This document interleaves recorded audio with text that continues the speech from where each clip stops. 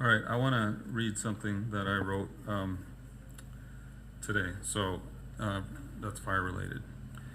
I don't normally respond to social media or other forums that the Orono mayor uses to continually spread misinformation. I think he figures that if he repeats a lie long enough, people start to believe it. But I did listen to his coffee with the mayor last week, and it needs a response, in my opinion.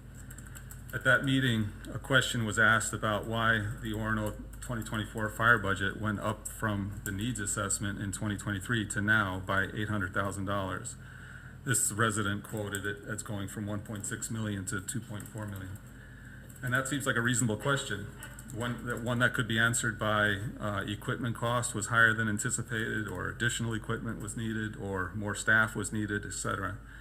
Instead, the mayor angrily responded to this resident, this Orono resident, calling her an activist.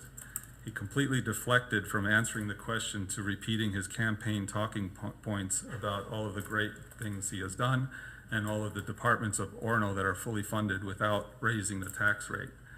He likes to use that term tax rate because if someone isn't listening closely, it sounds like he hasn't raised their taxes.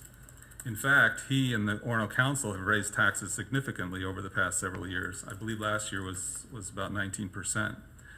But Orono has also seen property values increasing significantly over these years so that he can hide these tax increases in the fact that the tax rate relative to the property values has remained the same. So yes, they have maintained a level tax rate, but they have seen significant tax increases. So back to the mayor's comments last week. He continued to deflect from the residents' question by then attacking the Long Lake City Council. And this is why I'm responding, because of statements like this. Here's one excerpt, and this is quote, "As we're going, we have found out a lot of stuff from Long Lake on the failures of the city council to adequately protect the citizens of Orono by having the right equipment, by having all of the right stuff that they have to wear, all that kind of stuff. They have failed in that. In fact, we have known that we've had bad response times in Navarre for a long time now, and they have still failed when they had that area to adequately protect our residents," end quote. So let me respond to that first part first. 2 years ago, I gave a presentation of Orono claims versus truth regarding the Long Lake Fire Department. Their claims are still being made, and they still don't reflect the truth. The main one being we pay 85% and have no say. As I stated in my presentation then, yes, they pay 85% because they have 85% of the service. And when we started this contract, it was 70%. But the service was so good that over the past 20 years, Orono asked Long Lake Fire to take over the areas that were served by Mound Fire, Maple Plain Fire, and then Wayzata Fire. And that's how it's grown to be 85%. So they'll say 85%, and I'll say, yes, I agree. And then it would be immediately followed by, but we have no control. And I say, wrong. As I stated 2 years ago, Orono has more control over operational budget and capital budget than Long Lake has. And I showed a slide that said Orono has always had complete veto power and greater budgeting power than Long Lake. The contract states approval of capital budget requires 2 cities and 60% of the funding share.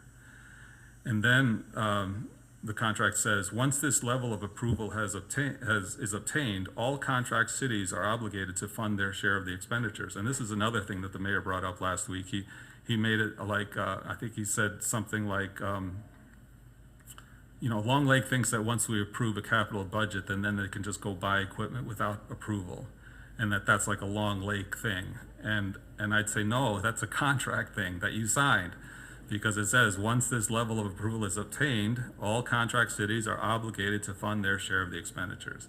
So that's straight out of the contract. Just to clarify, the 2 cities together to the contract don't equal 60%. Right, that's what I was going to say next. So Long Lake, and this is on that slide too, Long Lake and Medina neither individually nor together can force a budget on Orono because they pay less than 60%. So that gives Orono complete veto power. Further, Orono and Medina could force a budget on Long Lake, even if Long Lake says no, because they would have 60% and 2 cities. So that's on the capital budget. And then on the operating budget, it said, the contract states, operating budget must be approved by all cities, meaning again, Orono has veto power over the operating budget. And then in addition, and as we just talked about, a fire advisory board is made up of representatives from all three cities, Medina, Orono, and Long Lake, in our agreement, and share equally in review and revising the budgets before they go in front of the councils for approval.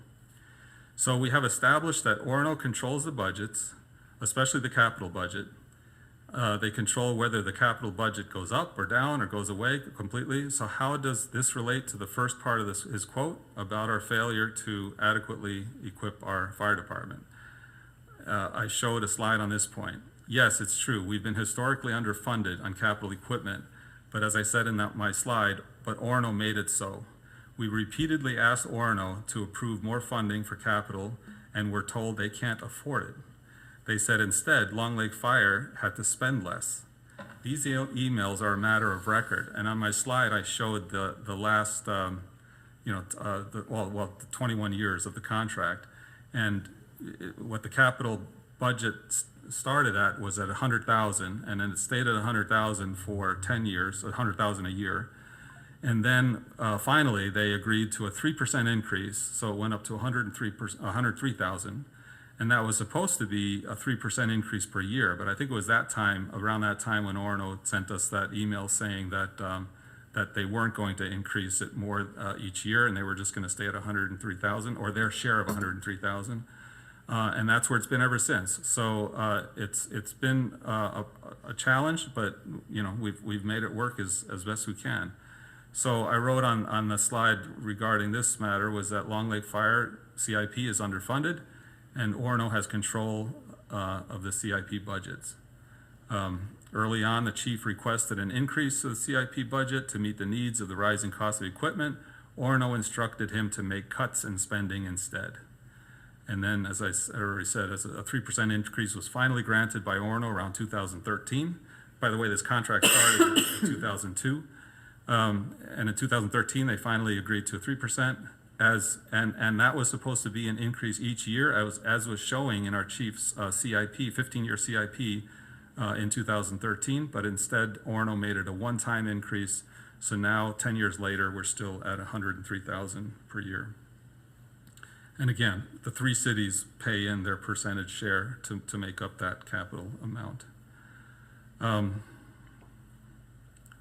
So then to address the second half of the mayor's statement that I read a minute ago, which was, and again, quote, "In fact, we have known that we've had bad response times in Navarre for a long time now, and they have still failed when they had that area to adequately protect our residents."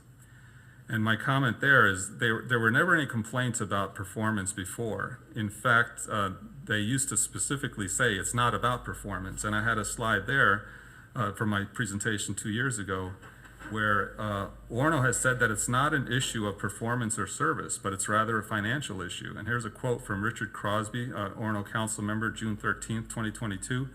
"This is a business decision. There's been a lot of rhetoric. It's about performance. It has nothing to do with performance. It's a dollars and cents thing."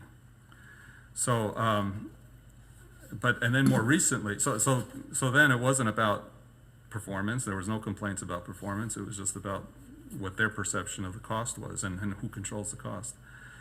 But more recently, now the mayor, Orono mayor, likes to point to Navarre as an area that Long Lake Fire Department has failed. And this argument of his comes from some manufactured response times that the Orono Fire Chief included in the needs assessment in 2023. In that needs assessment, there were some Station 2 response times that were not accurate or did not reflect correctly how the calls were responded to. For example, some of the Station 2 response times in the needs assessment analysis were actually backup calls to the Station 1 area.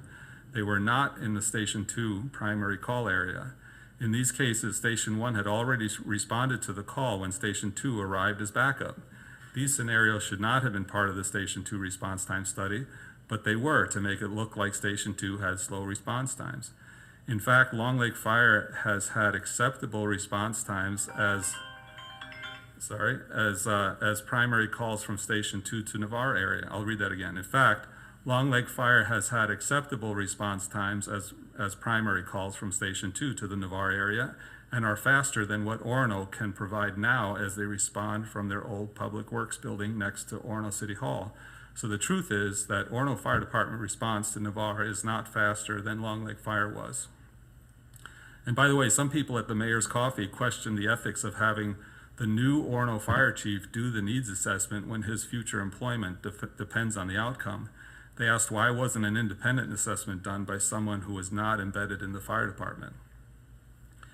The mayor also talked about how the cost to Orono from Long Lake Fire was going up and up and up every year, making it sound like operational costs were out of control. I showed a slide on this 2 years ago as well. It shows that we tracked closely to inflation rate over the course of the contract, and I showed a chart of the last 10 years where you see the CPI for Minneapolis-St. Paul area and what our budget increases were. And our budget increases were low single digits, if at all. There was 2 years where we had a decrease of budget. So, but then, most of them were in the 1 to 2 to 3%. And it's true, in 2023, we had a 19% increase. And that was about a $100,000 increase to the budget. And that increase was for on-call and training pay and insurance, turnout gear, maintenance, and fuel. And over half of that increase was insurance and well-deserved pay increases to the on-call and training firefighters. And by the way, this budget increase was developed under our former fire chief, who is now Orono's current fire chief. So it's interesting that they take issue with his leadership and budgeting when he's wearing a Long Lake hat, but no issue when he's wearing an Orono hat. But of that $100,000 increase, so because of the 85%, of that $100,000 increase, Orono paid $85,000. But under our new chief, we came in significantly under budget that year in 2023, so we refunded Orono $33,000 for 2023. So the budget increase for 2023 was then actually closer to 10%. With that refund, Orono paid $544,000 for full coverage of Orono by Long Lake Fire in 2023. Compare that to the greater than $1 million 2025 operational budget to cover Navarre area alone, about 1/3 of Orono coverage area. So twice the cost to cover 1/3 the area, plus the millions that they're spending on redundant capital equipment. That's something that ought to bother the Orono residents. Again, I only responded to this as I feel the ongoing lies and direct attacks from the Orono mayor need to be answered. And by the way, all of the documents, presentations, emails, rulings, the presentation that I mentioned that I gave 2 years ago, all of that that's related to the Long Lake Fire Department can be found on our city website. So that's all I had. What's also Thank interesting, you. oh, go ahead. Thank you, John, for putting that together. Yeah, thanks. And what's interesting too is when last year, I believe we had more calls than the prior year. Right. So Highland's first year of managing, we actually had more calls and came under budget. Yeah, which is weren't impressive. the calls up by 100? Or Yeah, I don't remember. 500 and some was like 513, or I can't remember how many. we yeah, had, but it was a significant increase in call volume. We introduced duty crews, although we paid for that out of our own pocket mainly. A very successful voluntary duty crew program that we're continuing this year.